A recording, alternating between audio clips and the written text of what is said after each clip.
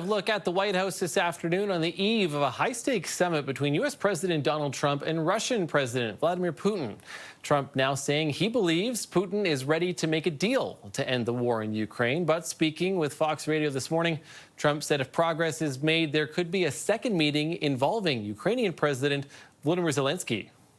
I'm going to let them negotiate their deal. I'm not going to negotiate the deal. I'm going to let them negotiate their deal. So we're going to be calling President Zelensky if it's a good meeting. If it's a bad meeting, I'm not calling anybody. I'm going home. I'll call you. I'll do Fox and Friends some morning, and we'll have a lot of fun. Well, joining us now is Roman Waschuk, the former Canadian ambassador to Ukraine. Former ambassador, I thank you for being here. You have intimate knowledge of the countries involved here.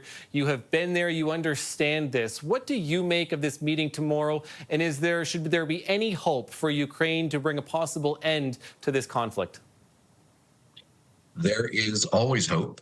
But in this case, President Trump is approaching President Putin with the equivalent of a wet noodle.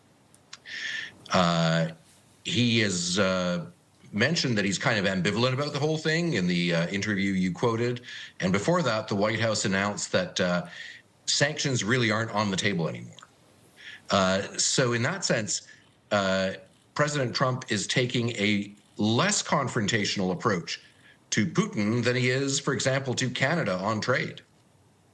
That's a fair comparison, I think, when it comes to what's happening with tariffs in this country right now too.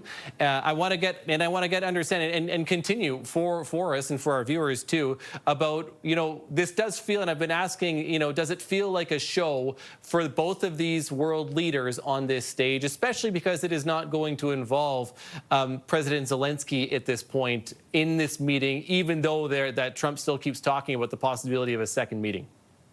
Right.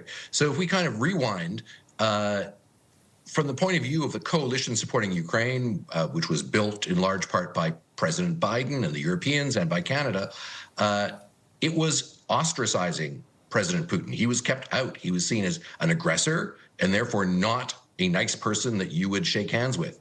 What he's getting now is kind of red carpet treatment in Alaska, apparently discussions about potential economic development possibilities in the Arctic, and that's another area that Canada should be very careful about. You don't want Russia and America dividing up the Arctic with us looking on. So it's not just that President Zelensky is on the outside looking in, so are the Europeans, and this is a Euro-Atlantic security issue. Now, there was this conversation yesterday, sort of a big Zoom call organized by Chancellor Merz of Germany and Prime Minister Starmer. Zelensky's visited them both in reality, not just on Zoom yesterday and today. And they brought in President Trump, who told them, yeah, I understand you guys, it'll all be good. But if you sort of think back to May, there was the coalition of the willing, they were in Kiev, they got on the phone again to Trump and said, yeah, it's going to be great, I'm going to impose all sorts of hellfire sanctions. Then nothing happened. So I unfortunately think the wet noodle seems to be the preferred weapon of choice. And again, it's hard at this point too, and for where we're at, there's been a lot of lead up to this. Your best case scenario for what comes tomorrow, or is there a best case scenario that comes out of this meeting?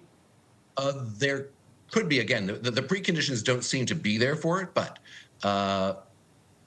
Russia, for some reason, says, okay, we're going to look at a ceasefire as a prelude to talks, as opposed to saying, first give us everything we want, then a ceasefire.